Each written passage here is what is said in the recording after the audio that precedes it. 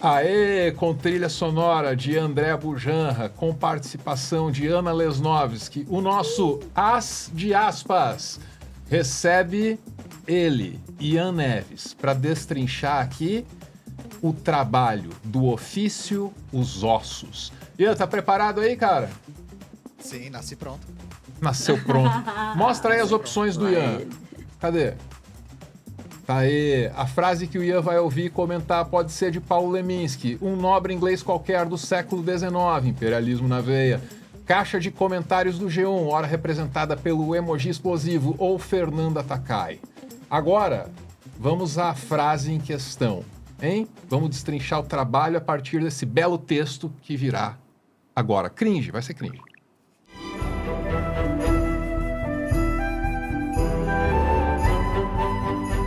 É preciso resgatar a grandeza infinita dos gestos simples e elementares, cuidar da vida, curtir a minúcia, lavar a própria roupa, a louça, arrumar a casa, fazer sua comida, tomar banho como quem realiza um ato sacro, recuperar o prazer da prática dos atos primários, saber que ser matéria, caralho e buceta, boca e estômago é uma dignidade e um esplendor.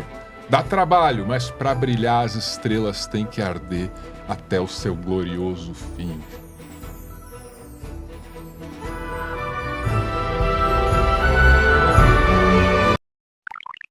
E aí, Ian, aponta lá para mim, qual desses quatro aí, meu brother?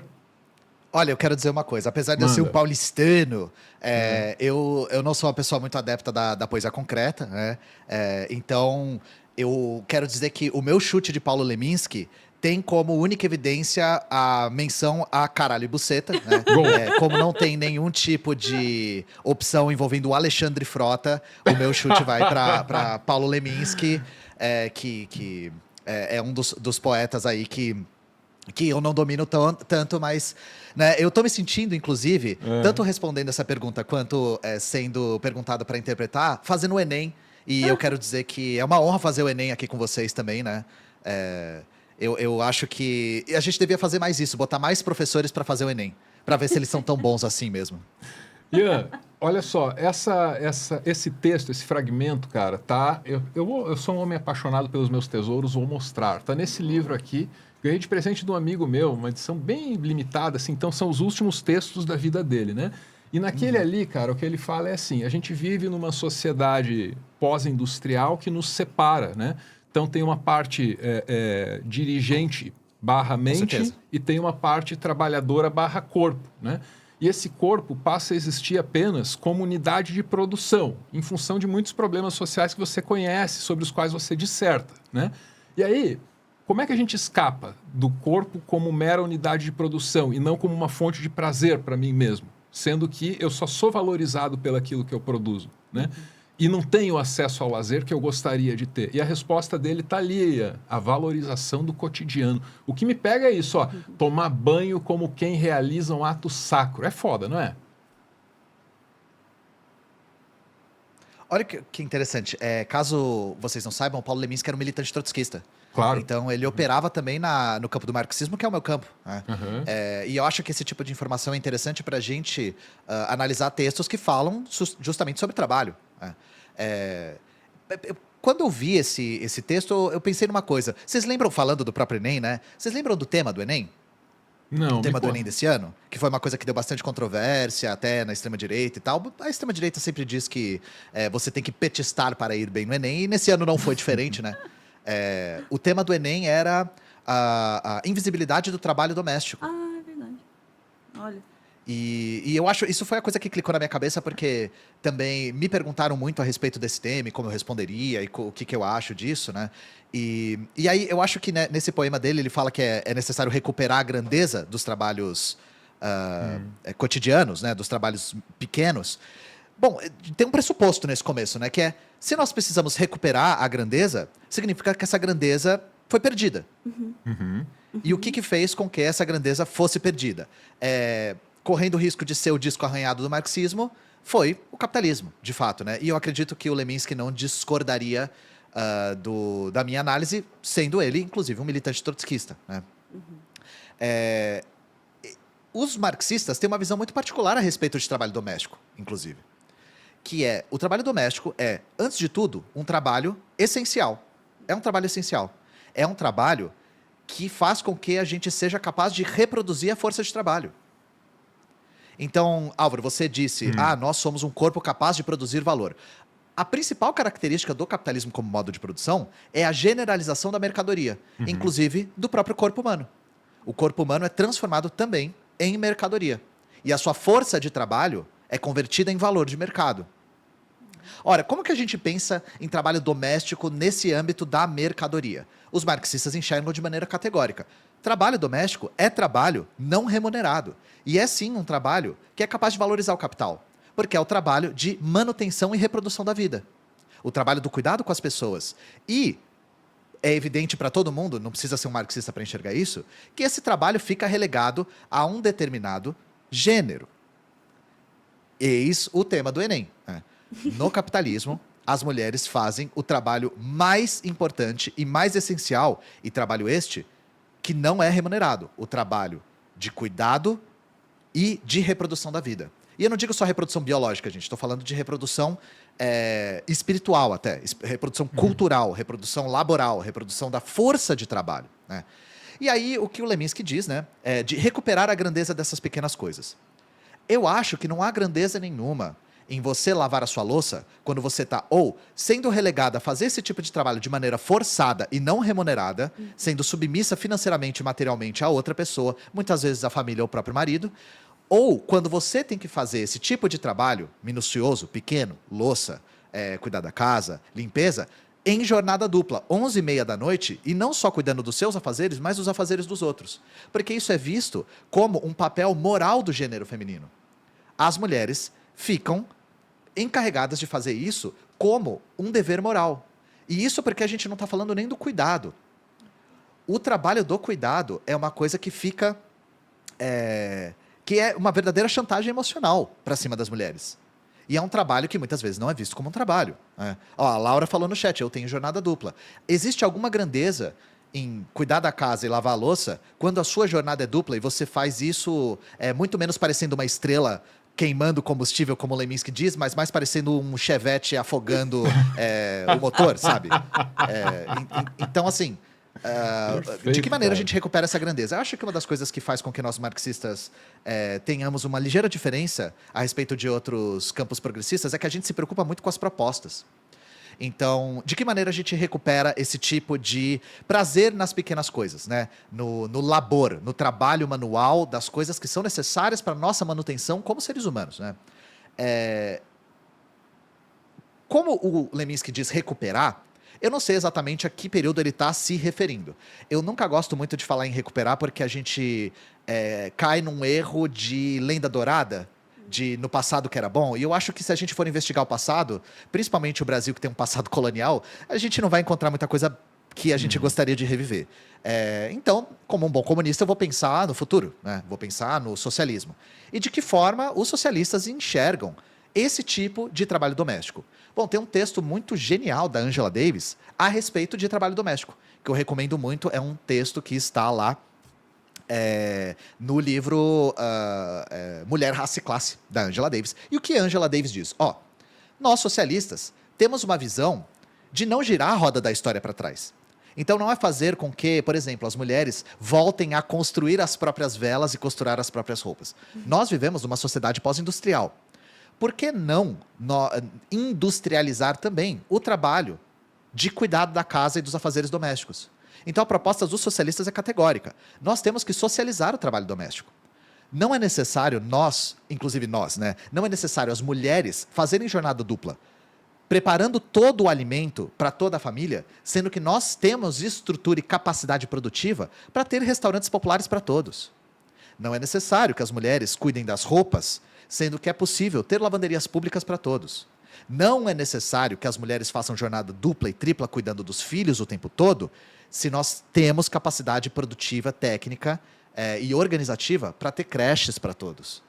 Então, novamente, se a gente conseguir fazer com que essa sociedade industrial seja desenvolvida a favor do nosso trabalho e não contra ele, né? Não em disputa do capital contra o trabalho, aí sim eu acho que lavar a louça vai ser uma coisa muito menos onerosa e muito menos opressiva do que ela é, justamente por conta de não ser um ato isolado no seu ambiente doméstico, né? É um ato que está, digamos assim, pode ser a ponta de um iceberg imenso da maneira como a gente atua como massa trabalhadora no capitalismo. Falei demais, gente. Desculpa, Não, eu sou... imagina. Não, Dizem que professores de história adoram ouvir o som da própria voz, né? E eu nem consigo dizer que isso não é verdade, sabe? Ian, eu percebo assim que a conclusão inevitável da tua fala é a de que até para aproveitar essa minúcia, até para achar esse prazer, né, de quem lava o corpo como se fosse um ato sacro, vai alguma certeza. luta. Não é Vai. isso, Ana? Vai sim. Pô, obrigada, Ian, por tudo que você falou. Assim, acho que tocou em pontos que me acenderam quando eu ouço essa frase, quando eu penso nisso, né? O prazer das coisas cotidianas só pode, como o Álvaro também estava apontando agora, só pode ser apreciado, né, se essas coisas cotidianas não são Parte de um mecanismo avassalador de Exatamente. opressão, Isso, é isso. rolo Vocês compressor, foram uma muito mais máquina de didáticos que moer eu. gente. Exatamente, assim, e também só é libertador lavar a própria louça se você não é, como disse o Ian, obrigado a lavar a louça da sua, de todos, e enfim, tem essa obrigação moral. Então isso é perfeito, assim, também entender como essas pequenas coisas podem ser... Para início de conversa, elas são consideradas pequenas coisas já por um motivo, né? São consideradas coisinhas do cotidiano, que não são coisinhas do cotidiano, são puta trabalho, né? Isso, cotidiano. é isso. Essa é a chave. Então, é a chave. esse aspecto, né, de coisa fofinha, assim, desse tipo de trabalho, só pode existir a partir dessa visão. Pode crer. Começou fofura, começou Começou poliana. O Ian trouxe aqui pra gente um choque de realidade. Eu tô louco pra saber como esse choque foi absorvido aí pelo nosso público. É hora de contemplar o nosso clube, o Clube do Fim. Cadê ele? É a hora de você participar. Ó, nosso clube tem um grupo lá no Telegram. Que delícia essa tela! Você pode mandar, Oi, gente. você pode mandar suas considerações para lá. Também tem a galera aqui do YouTube. Teobaldo, manda lá para nós. O Victor Penacho trouxe aqui, sem falar que é um peso fazer qualquer coisa sozinho, seja trabalho doméstico ou financeiro. Pensei que todo trabalho que a gente divide fica mais leve, assim, né? Então, também tem essa coisa. Além de toda a pressão que traz ali, você fazer os trabalhos domésticos em cima do seu trabalho, também quando você... É só você fazendo... Né? É um trabalho dobrado, praticamente. Acho que os apontamentos aí vão sobre a divisão do trabalho, né, cara? Sim. Que é um assunto bem importante no ambiente doméstico, né? Tem toda uma mudança cultural que vem de décadas, com as mulheres chegando no mercado de trabalho, todo esse papo é isso. Aí influencia até a visão que se tem da masculinidade, né, cara? Não tinha um debate idiota aí sobre homem lavar louça? Lembra? Eu queria comentar um pouco sobre isso, porque todas as vezes que eu falo de trabalho doméstico, e não só eu, quando outros camaradas comunistas falam sobre trabalho doméstico, geralmente os comentários vêm nisso. Você deixou de lado a necessidade de fazer com que os homens dividam esse trabalho doméstico com as mulheres. Então, a questão não é que eu deixei de lado.